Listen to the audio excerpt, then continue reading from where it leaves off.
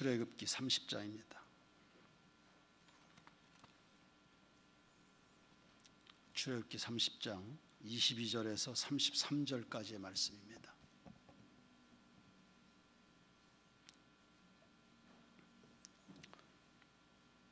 (30장) 22절에서 33절 한 절씩 교독하겠습니다. 여호와께서 모세에게 또 말씀하여 이르시되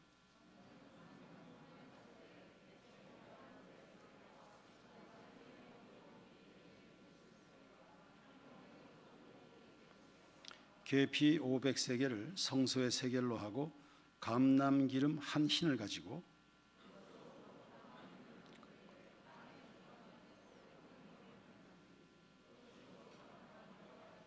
너는 그것을 회막과 증거궤에 바르고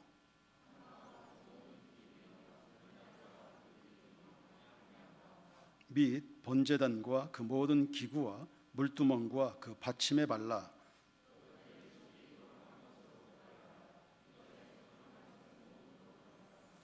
너는 아론과 그의 아들들에게 기름을 발라 그들을 거룩하게 하고 그들이 내게 제사장 직분을 행하게 하고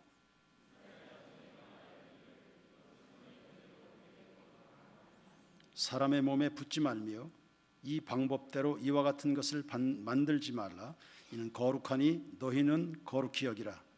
이와 같은 것을 만드는 모든 자와 이것을 타인에게 붓는 모든 자는 그 백성 중에서 끊어지리라 하라. 아멘.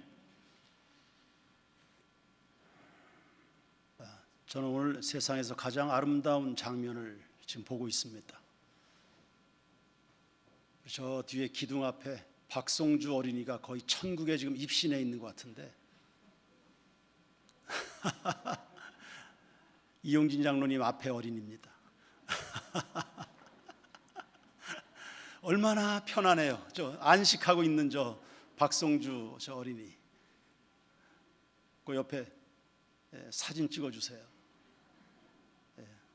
온유자매 그 사진 찍어놨다가 주세요.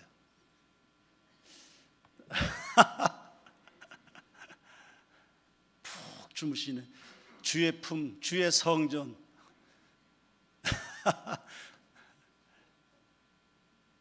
전 우리 교회 학교 아이들이 다 사랑스러운데 저 박성주는 밥을 엄청 먹어서 예뻐요. 우리 기독학교에서 급식하면 꼭 몇 번씩 받아다 먹는데 전 그 모습이 너무 사랑스럽습니다. 오늘 이 저녁에 하나님 앞에 서 있는 여러분들 다 하나님이 이뻐해 주실 줄로 믿습니다. 오늘 성막을 공부 중인데 통상 창세기 1장을 제1의 창조라고 말합니다. 그리고 예수님의 구원 사건을 제2의 창조, 새 창조라고 부릅니다. 제1의 창조는 창세기 1장에 기록이 되어 있고요. 이 성막 건설은 예수님의 구원을 계시하는 내용인데 무려 출애굽기 25장에서부터 오늘 공부하는 30장까지 그리고 저 40장 끝날 때까지 성막의 이야기는 간간히 계속 진행이 됩니다. 그러니까 적지 않은 분량을 그리스도 예수의 구원 사건을 계시하는 데 할애했다는 겁니다. 그만큼 하나님의 관심은 우주 창조에 못지않게 한 사람 죄인의 구원에 있다. 그만큼 우리를 많이 사랑하신다는 의미입니다. 그러니까 이렇게도 설명하시고 또 저렇게도 설명하시고 또 설득하고 또 설득하고 가르쳐서 반복적으로 가르쳐서 누구든지 예외 없이 구원에 이르기를 바라시는 하나님의 마음입니다. 하나님이 이렇게 관심을 가지신다면 우리는 어떻게 해야 될까요? 누가복음 15장 이른 양의 비유가 등장하는데 그 100마리 양 가운데 한 마리를 잃어버립니다. 그때 목자가 안타까운 마음에 찾을 때까지 찾아 헤매다가 드디어 찾은 즉 어깨에 메고 와서 즐거워하는데 이웃들을 초청해서 함께 잔치하기까지 행복해하는 그런 목자의 마음이 고스란히 담겨 있습니다. 바로 이 사랑이 계시된 곳, 그것이 바로 광야의 성막입니다. 매년 봄에 우리 교회에서 진행하고 있는 행복 나눔 축제, 성경적인 거죠. 동네 사람들 다 초청해서 구원의 기쁨을 함께 나누는 것, 이 성경적입니다.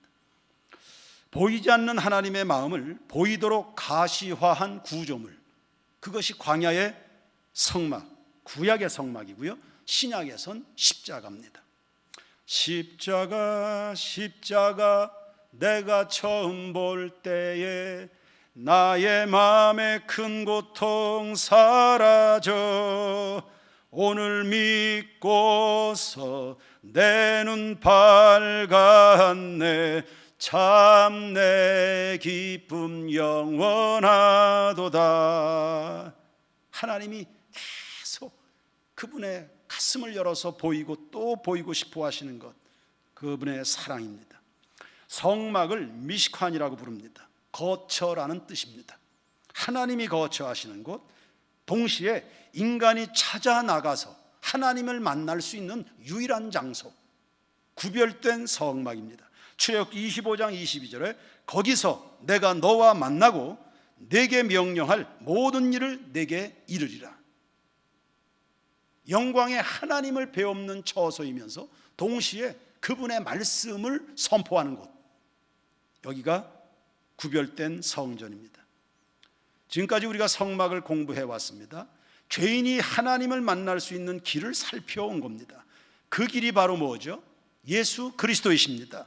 예수는 길이요 진리요 생명이라 했습니다.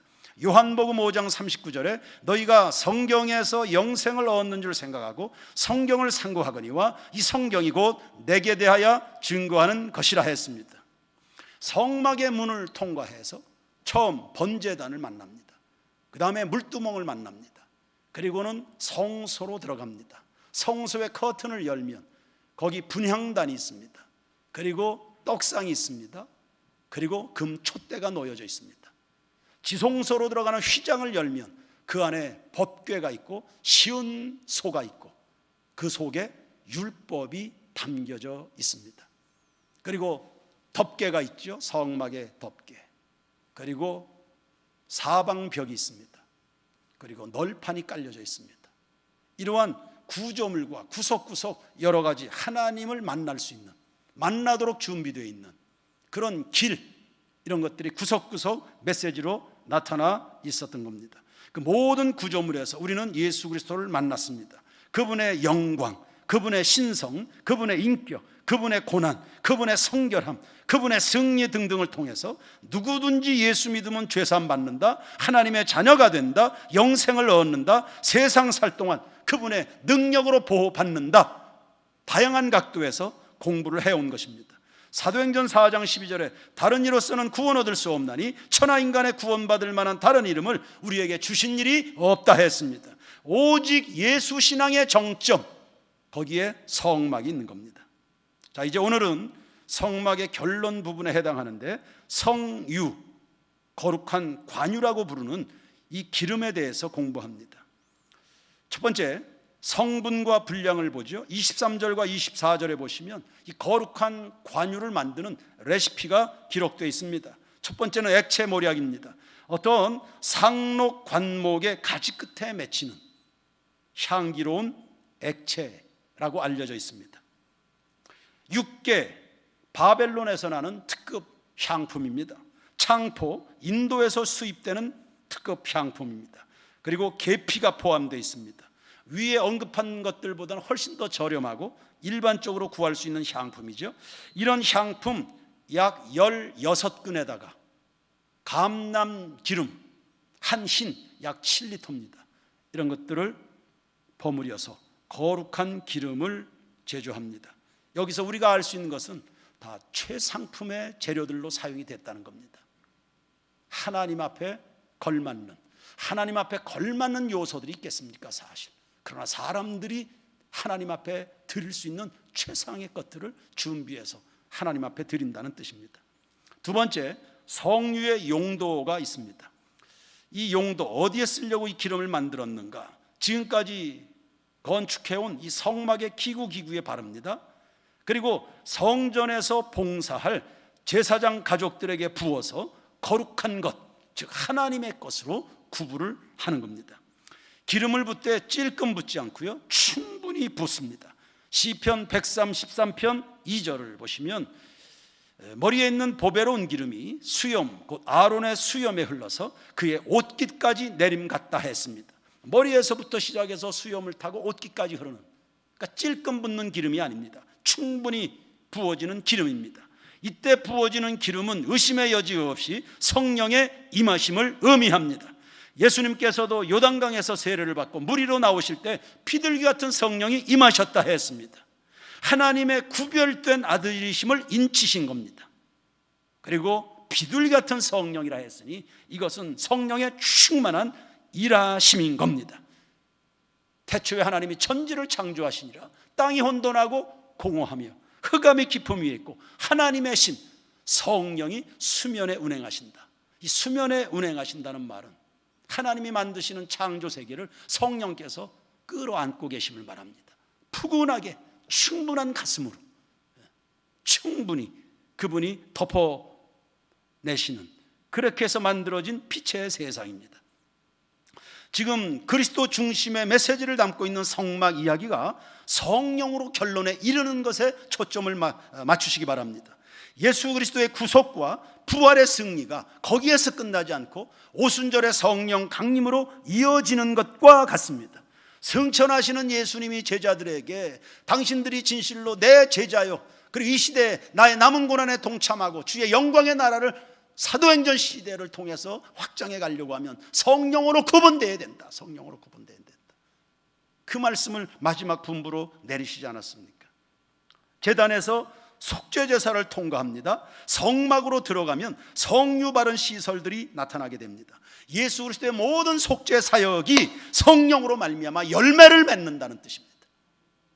그래서 근본의 여름 성경학교의 주제가 성령의 불을 부으시오, 성령의 불을 내려주십시오. 잘 준비되고 잘 가꾸어지고 금덩어리로 만들고 은덩어리로 만들었어도 성유로 구분이 될 때 그것이 하나님의 앞에 쓰임받게 되는 겁니다. 누구든지 성령으로 말미암지 않고는 예수를 주시라 할 자가 없다 했습니다. 로마서 8장 9절에 누구든지 그리스도의 영이 없으면 그리스도의 사람이 아니라, 로마서 8장 15절에 너희는 다시 무서워하는 종의 영을 받지 아니하고 양자의 영을 받았으므로 우리가 아바 아버지라고 부르짖느니라. 로마서 8장 16절에 성령이 친히 우리의 영과 더불어 우리가 하나님의 자녀인 것을 증거하신다 했습니다. 그러니까 그리스도께서 사람을 변화시킨다, 성령이 함께 일하시는 것입니다. 너희가 물과 성령으로 거듭나지 않으면 하나님의 나라를 볼 수 없다 했습니다. 성령은 진리를 통해서 일하시죠. 그래서 요한복음 14장 17절에 성령은 진리의 영이라 했습니다. 이 성령이 진리 가운데 일하실 때 우리의 영혼을 밝혀주시는 겁니다. 스가랴 4장 3절을 보시면 등대 곁에 두 감람나무가 서 있습니다. 등대는 빛을 발하는 겁니다. 두 감람나무가 서 있습니다. 그 두 나무가 기름을 등대에 공급합니다. 그래서 빛을 발하게 하는 거죠. 이 빛이 사람으로 하여금 죄를 깨달아 거룩함에 이르게 하는 겁니다. 사람이 왜 죄 가운데 허우적거리는 겁니까? 눈이 어두워서 그런 거지요. 요한복음 15장 3절에 보면 진리로 우리를 깨끗하게 하신다. 요한복음 17장 3절 영생은 곧 유일하신 참 하나님과 그가 보내신 자 예수 그리스도를 아는 것이라 했습니다. 진리는 우리를 거룩에 이르게 하고 진리가 우리에게 생명을 주는데 이 생명의 힘이 죄를 소멸시키는 겁니다. 누가 죄를 이깁니까? 예수 믿는 자가 이기는 것입니다. 누가 죄를 극복합니까? 성령 받은 사람들인 겁니다. 그러니까 성령 충만 받아 세상 가운데서 승리하기 위해서입니다. 예수 그리스도의 피는 죄를 씻고 성령의 불은 죄를 불태우는 것입니다. 그래서 성령이 임하시면 통의 자복이 일어나잖아요. 통의 자복이 일어나잖아요. 그러니 우리 누군가를 서로를 위해서 중보하며 기도합니다. 성령 받도록 기도해 주시기 바랍니다. 사람이 왜 안 변합니까? 눈이 어두우니까, 죄가 죄인 줄 모르니까, 뭐가 죄인 줄 모르니까 뭘 회개해야 되는지도 모르고. 그러나 성령이 임하실 때 통해 잡아가는 역사가 일어나고 그의 삶의 변화, 즉 거룩하여지는 일이 일어나게 되는 겁니다. 무디 목사는 예수 충만, 말씀 충만, 성령 충만을 다 같은 것으로 이야기했습니다. 성도들은 성경을 읽지요, 성경, 성령의 말씀이라는 뜻입니다. 그리고 성도들은 이 성령의 말씀, 성경을 깊이 연구하고 우리의 생명 문제를 걸고 읽어야 됩니다. 성경을 통해서 하나님의 말씀을 들을 때마다 큰 은혜 받는 사람이 누굽니까? 그 목숨을 걸고 듣기 때문입니다. 간절하게 눈을 맞추어서 간절하게 저 말씀이 나를 살리고 저 말씀이 내 인생의 빛이 된다. 그래, 비중 있게 그 말씀을 듣는 사람에게 은혜가 임합니다. 마음을 다해서 성경을 대하고 성경을 읽어도 은혜가 적은 이유는 생명을 걸지 않기 때문입니다.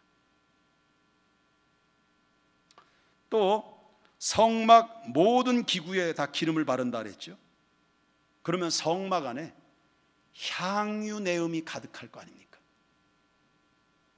교회는 성령 공동체입니다. 교회는 성령 공동체입니다. 성도 한 사람 한 사람의 심령은 다 성령이 거하시는 성전이 되어야 되는 겁니다. 그래서 교회는 성도들 한 사람 한 사람에게는 그리스도의 향기가 진동해야 되는 거죠. 성막 문을 열고 들어가면 벌써 기구에 마당에도 성전 뜰에도 성구가 놓여 있는데 거기에도 성령의 기름을 바르고 성소 안으로 들어가면 다 관유를 발랐습니다. 향윤의 음이 진동합니다. 각 처에서 그리스도라는 냄새를 풍겨야 되는 거, 이게 세인교회 성도들의 정체성이자 사명입니다. 어떤 죄 많았던 여인이 감사해서 예수님께 향유를 부었습니다. 그 집안에 향유가 가득했습니다.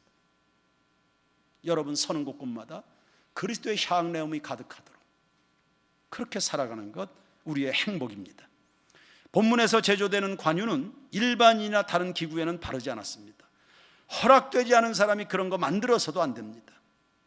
오직 하나님의 것으로 구별된 성물과 주님의 영광을 나타내도록 구별된 주의 종들에게서만 날 수 있는 향내입니다. 즉 하나님의 백성들에게서만 날 수 있는 향기, 그게 뭡니까? 하나님은 사랑이시라는 메시지입니다. 또 한 주간 출발합니다. 학교로 갑니까? 직장으로 갑니까? 아니면 휴가를 떠납니까? 여러분이 서 있는 각처에서 하나님은 사랑이시라 그리스도의 메시지를 전할 수 있는 여러분 모든 성도들이 되길 바랍니다. 우리 성도들 전체 일거수 일투족에서 읽혀져야 될 메시지, 하나님은 사랑이시라. 그 성령께서 우리 가운데 임하시면 그리스도의 성품이 형성이 되죠. 그 쌓아왔던 사람들이 아주 부들부들한 온유한 사람이 되잖아요. 그 성품을 각계 각처에서 드러내도록 성령님은 여러분에게 은사도 부어주셨습니다. 그리고 그 사랑의 지경을 온 누리에 퍼치도록 확장된 비전과 함께 열정을 부어주시는 분, 그분이 바로 성령 하나님이십니다. 다시 정리합니다. 성령이 임하면 통해자복이 일어나게 됩니다. 내가 구원받아야 될 죄인인 것을 알게 됩니다. 하나님의 자녀가 됩니다. 그 속에 그리스도의 성품이 자라나기 시작합니다. 그리스도의 성품이 더 충만하게 열매 맺도록 은사를 주십니다. 그리고 그 은사가 어디 한 군데 머물지 않고 전 세계적으로 그 은사가 사용되도록 우리에게 비전과 열정과 삶의 구체적인 목표를 주시는, 그거 성령께서 하시는 일입니다.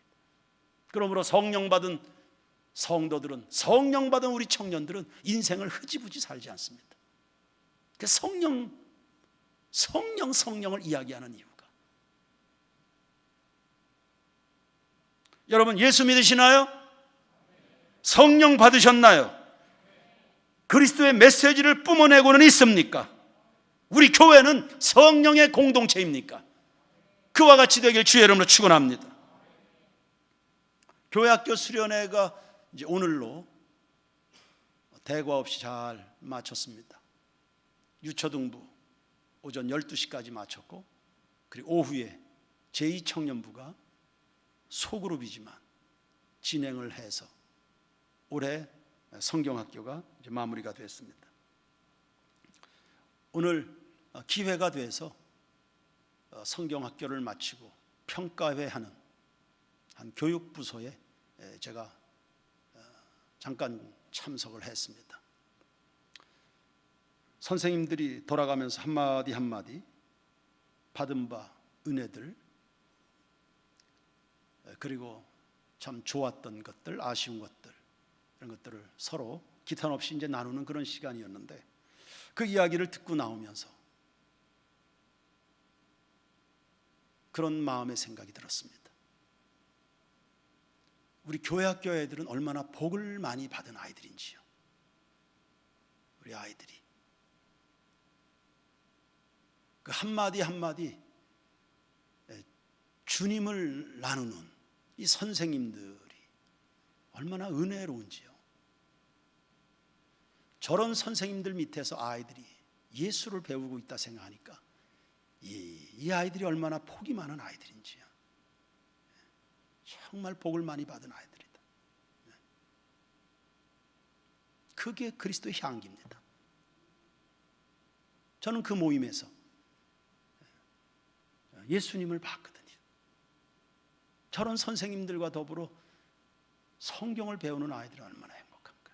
정말 복을 많이 받은 아이들이다. 그리스도의 향기입니다. 성령으로 말미암아 뿜어져 나오는 향기입니다. 세상이 알 수도 없고 줄 수도 없는 하늘의 향기였죠. 이 향기가 진동하는 우리 세인교회요, 성도들 되기를 주님의 이름으로 축원합니다. 축원합니다.